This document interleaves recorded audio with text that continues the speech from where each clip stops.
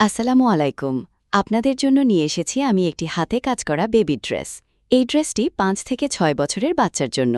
এটি তৈরি করা হয়েছে পাকিজা বয়েল কাপড় দিয়ে। ড্রেসের ভেতর হাতের কাজ করা হয়েছে একটি সূর্যমুখী ফুল দিয়ে। সূর্যমুখী ফুলটি মনে হয় একেবারেই কাছে ফুটন্ত অবস্থায় রয়েছে। এই ফুলটি তৈরি করা হয়েছে সুই এবং সুতা দিয়ে, সম্পূর্ণ হাতের কাজ। যারা নিতে চান ইমো অথবা হোয়াটসঅ্যাপে যোগাযোগ করুন। ইমো এবং হোয়াটসঅ্যাপ নাম্বার আমাদের ডেসক্রিপশন বক্সে দেয়া আছে।